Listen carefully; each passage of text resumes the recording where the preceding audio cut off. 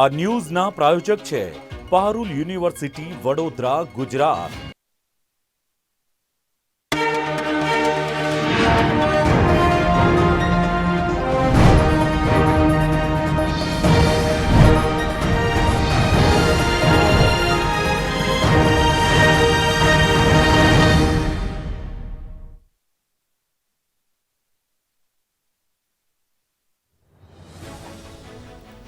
વાવ થરાદ નવો જિલ્લો જાહેર, વડુ મથક થરાદ બનશે। નવી 9 મનપાની પણ જાહેરાત, હવે રાજ્યમાં 34 જિલ્લા।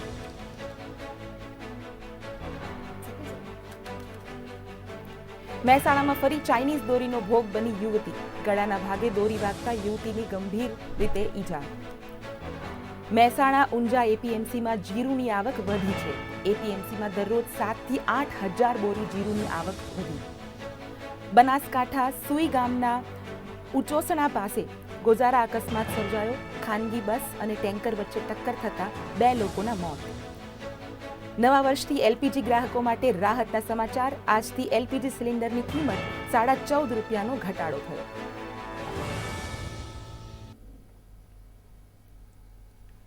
નમસ્કાર, હું છું આરજે મેઘા, આપની એક દિવસની એન્કર।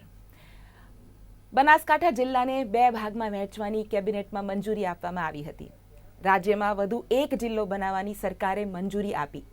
સાંજ સુધી નવા જિલ્લાના નામને લઈને સત્તાવાર જાહેરાત થઈ શકે છે। બનાસકાંઠા જિલ્લાને 2 ભાગમાં વહેંચવાની કેબિનેટમાં મંજૂરી આપવામાં આવી હતી। બનાસકાંઠા જિલ્લા વિભાજનને લઈ મુખ્યમંત્રી સત્તાવાર જાહેરાત કરી શકે છે। નવા જિલ્લામાં પાટણ જિલ્લાના કોઈ પણ ભાગનો સમાવેશ કરવામાં આવશે નહીં।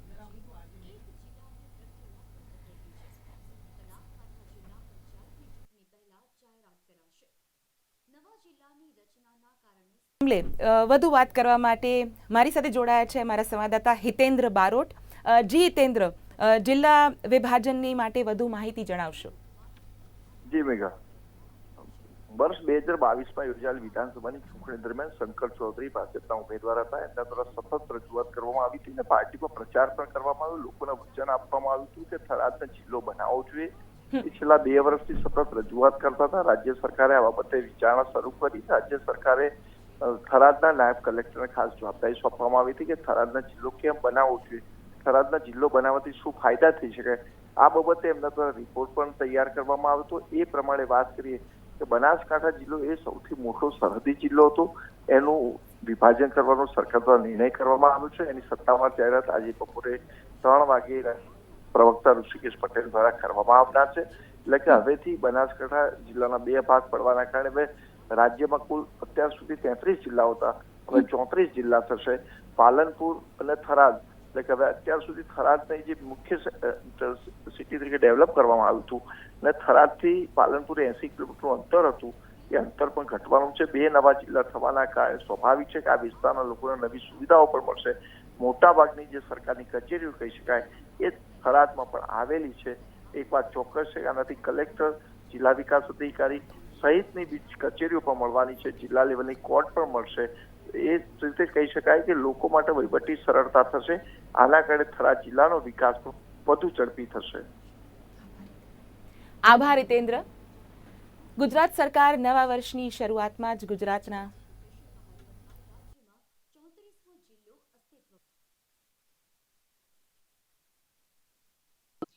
બનાસકાંઠા જિલ્લા વિભાજનનું સાંજ સુધીમાં નોટિફિકેશન જાહેર થશે।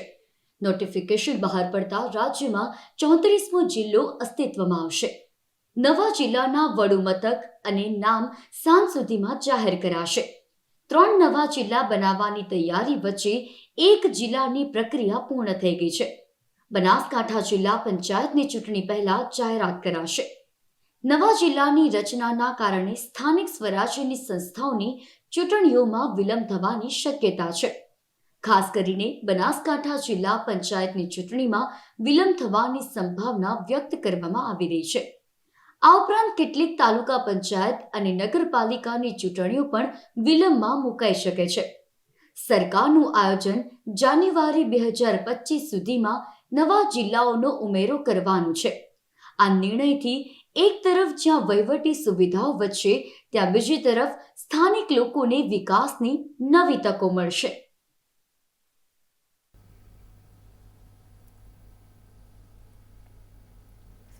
ગુજરાત સરકારે નવા વર્ષની શરૂઆતમાં જ ગુજરાતના સ્થાનિકોને ભેટ આપી છે. રાજ્ય સરકારે 9 મનપાને મંજૂરી આપી છે, જેમાં મહેસાણા, મોરબી, નવસારી, સુરેન્દ્રનગર, ગાંધીધામ, વાપી, આણંદ, નડિયાદ, પોરબંદર અને મનપાને પણ મનપા તરીકે મંજૂરી આપી. આજે કેબિનેટ બેઠક હતી કે જેમાં નિર્ણય લેવામાં આવ્યો છે. ત્યારે લાંબા સમયથી પડતર રહેલી માંગ આજે સ્થાનિકોની પૂર્ણ થઈ છે.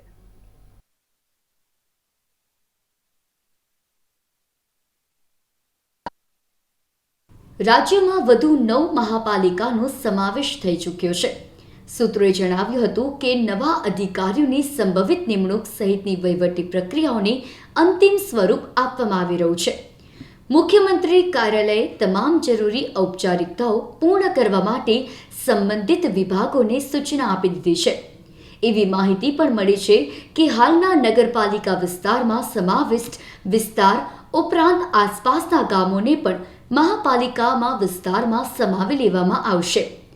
નવી મહાપાલિકાની વિકાસ કાર્યો માટે નવા બજેટમાં નોંધપાત્ર ગ્રાન્ટ પણ ફાળવવામાં આવનાર છે.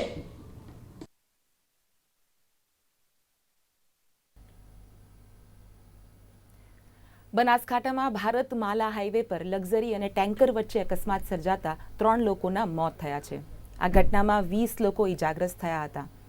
સુઈગામના સોનેત ગામ નજીક રાત્રિના સમયે મોતની ચિચયારીઓ હાઈવે પર ગુંજી ઉઠી હતી. જામનગરથી રાજસ્થાન તરફ જતી લક્ઝરી બસને બનાસકાંઠાના સુઈગામ નજીક સોનેત ગામ પાસે ભારતમાલા હાઈવે પર અકસ્માત નડ્યો હતો. રોંગ સાઈડથી આવતા ટેન્કર ચાલકે લક્ઝરી બસને ટક્કર મારતા 3 લોકોના મોત થયા હતા, જ્યારે 20થી વધુ લોકો ઘાયલ થયા હતા. બનાવની જાણ થતાં જ સુઈગામ, થરાદ, ભાભર અને વાવની પોલીસ ઘટના સ્થળે દોડી આવી હતી અને ઘાયલોને સારવાર અર્થે નજીકની હોસ્પિટલમાં ખસેડવામાં આવ્યા હતા. મૃતકોને સુઈગામ સરકારી સામૂહિક આરોગ્ય કેન્દ્રમાં પોસ્ટમોર્ટમ માટે ખસેડીને વધુ તપાસ હાથ ધરવામાં આવી હતી.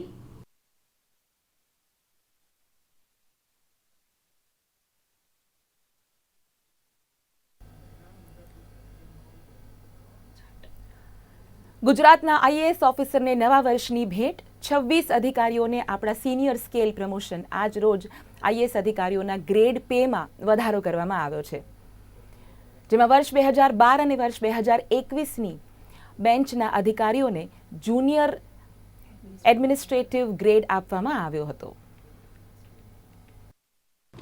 રાજ્ય સરકાર દ્વારા નવા વર્ષે અધિકારીઓને પ્રમોશન આપવામાં આવ્યા છે, જેમાં રાજ્યના 12 આઈપીએસ અધિકારીઓની બઢતી કરવામાં આવી છે. જે બાદ આઈએએસ અધિકારીઓના ગ્રેડ પેમાં વધારો કરવામાં આવ્યો હતો.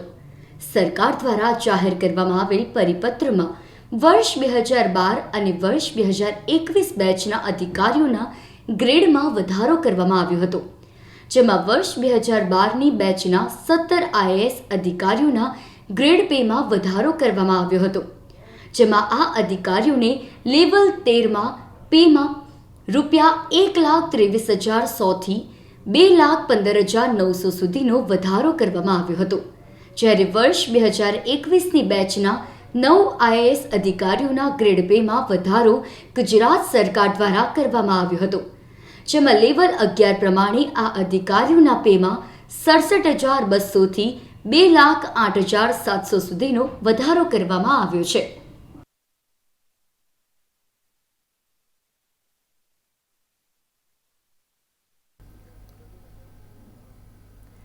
મહેસાણામાં ફરી ચાઇનીઝ દોરીનો ભોગ યુવતી એક બની છે. આંબિલિયાસણમાં યુવતીને ચાઇનીઝ દોરી વાગતા ગળું કપાયું છે. રેલવે પુલ પરથી મોપેડ લઈને જતા સમયે આ ઘટના બની છે.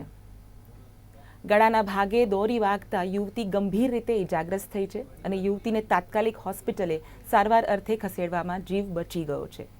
થોડા દિવસ પહેલા ચાઇનીઝ દોરી વાગતા યુવકનું પણ મોત નીપજ્યું હતું. મહેસાણા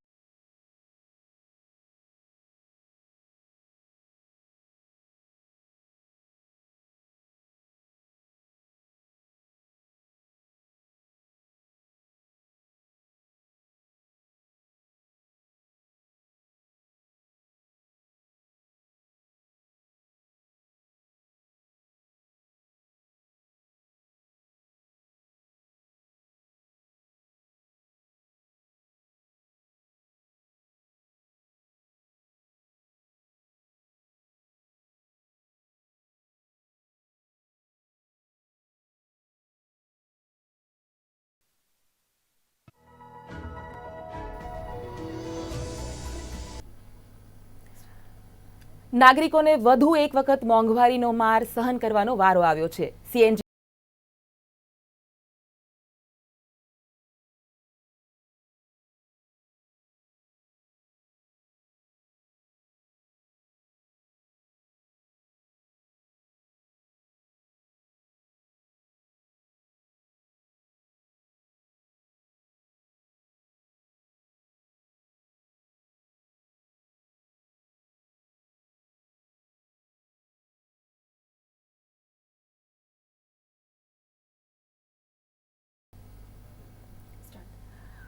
પ્રથમ જ્યોતિર્લિંગ દેવાદિદેવ સોમનાથ મહાદેવના સાનિધ્યમાં 2025ના પ્રથમ દિવસે પ્રાતઃ આરતીના દર્શનાર્થે ભક્તોનો માનવ મહેરામણ ઉમટ્યો છે.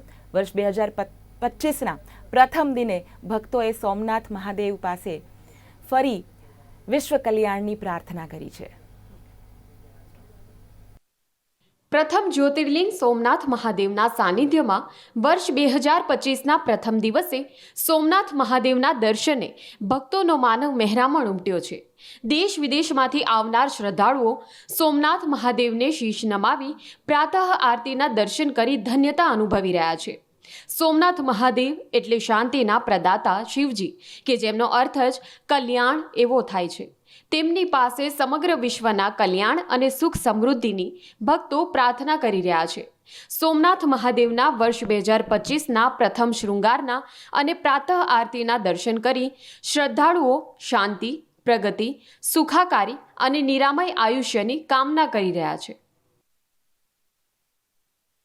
प्रदेश जौनपुर जिले से आया हूँ. भगवान से मैंने प्रार्थना यह किया कि नया साल हमारा अच्छा हो, सबके लिए अच्छा हो.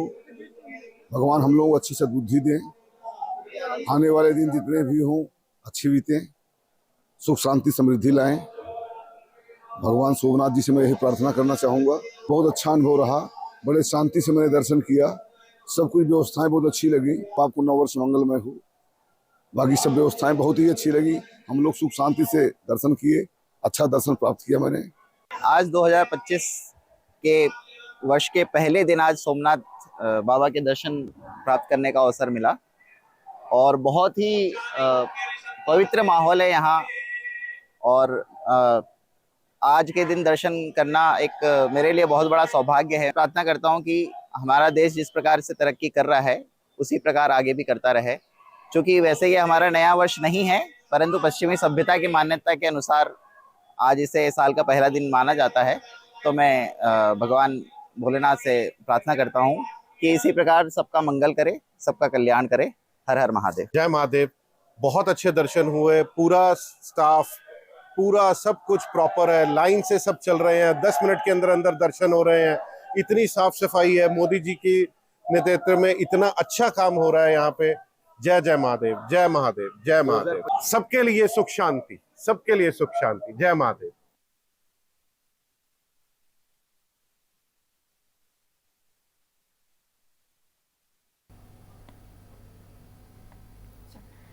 નવા વર્ષના પ્રથમ દિવસે અયોધ્યા, મથુરા અને કાશીમાં ભક્તોની ભારી ભીડ જામી છે.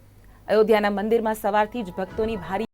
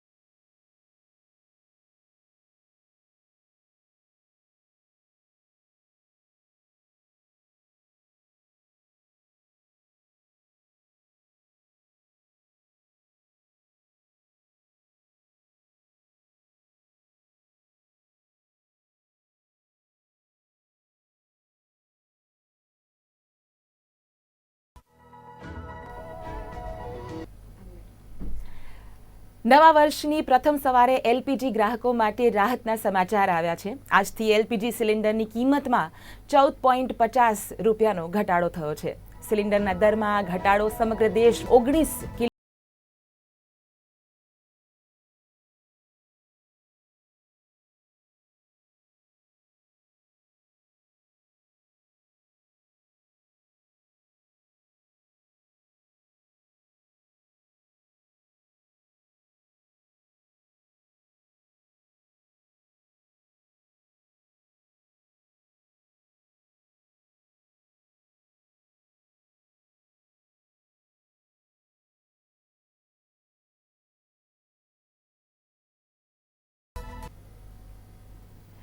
અમદાવાદ શહેર પોલીસ કમિશનરે જાહેરનામું બહાર પાડ્યું હતું કે 1 જાન્યુઆરી 2025થી અમદાવાદ શહેરની તમામ રિક્ષાઓમાં ફરજિયાત મીટર લગાવવા પડશે અને એને લઈને આજથી અમલીકરણ પણ શરૂ થઈ ગયું છે. જે રિક્ષામાં મીટર લગાવ્યા નહીં હોય તેવા રિક્ષા ચાલકો સામે કાર્યવાહી પણ કરવામાં આવશે. સાથે સાથે રિક્ષામાં જરૂરી તમામ ડોક્યુમેન્ટ્સ રાખવા પડશે. મહત્વનું છે કે આ વાતને લઈને 15 દિવસ પહેલા રિક્ષા ચાલકોને અપાઈ હતી સૂચનાઓ.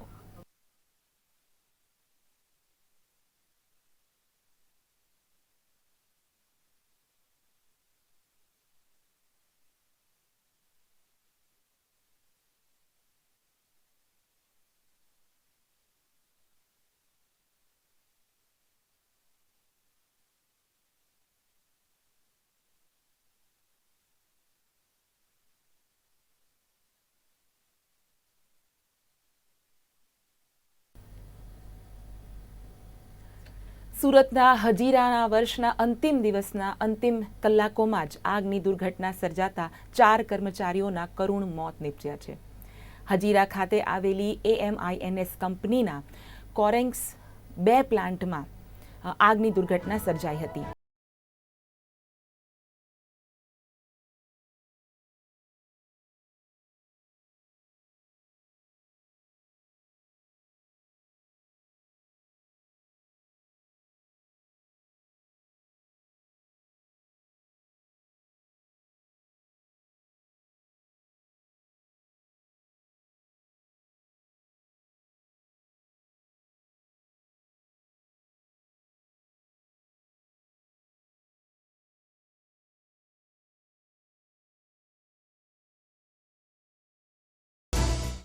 ये शाम को हजीरा की AMNS जो कंपनी है उसमें शाम को 6 बजे के आसपास उनका कोरेक्स 2 प्लांट है, उसमें रॉ मटेरियल की गर्म ट्यूब है जिसमें रॉ मटेरियल और कोयला मिक्स होता है, वो ट्यूब फट गई। तो पास में लिफ्ट में 4 लोग मौजूद थे। ये नाम जो है वो संभावित नाम है, अभी DNA के बाद में इनकी पुष्टि होना बाकी है, लेकिन हमने वहाँ पे रोल कॉल करवाई। उस रोल कॉल के बाद में ये 4 आदमी हैं जो रोल कॉल में नहीं पहुँचे, तो संभवतया ये चारों मरण जनार जो हैं वो वही हो सकते हैं। पहला जिग्नेश दिलीप कुमार है, ये अडाजन सूरत के रहने वाले हैं। धवल कुमार नरेश भाई हैं, ये जवार फड़ियो व्यारा के रहने वाले हैं। पटेल संदीप कुमार अशोक भाई, ये महुआ कोटादा सूरत के रहने वाले हैं। और चौथे गणेश सूरज बुद्ध, ये सेगांव बुल्ढाना के रहने वाले हैं। तो ये 4 लोग हैं जो रोल कॉल बाद में जब इंसिडेंट के बाद करवाई तो बाकी सारे लोग जो ड्यूटी पे थे वो पहुँचे, ये 4 नहीं पहुँचे। तो संभवतः 4 वहाँ से मृतदेह डेड बॉडीज़ रिकवर हुई हैं, तो संभवतः ये 4 इन्हीं की हैं।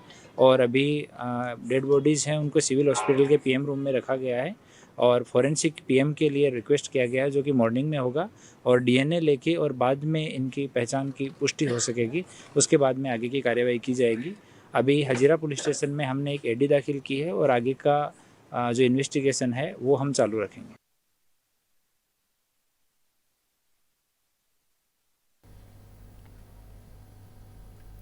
રાજ્યભરમાં ઠંડીનો વર્તારો યથાવત રહ્યો છે અને આગામી સમયમાં હજુ પણ વધારે ઠંડી પડશે એવી આગાહી હવામાન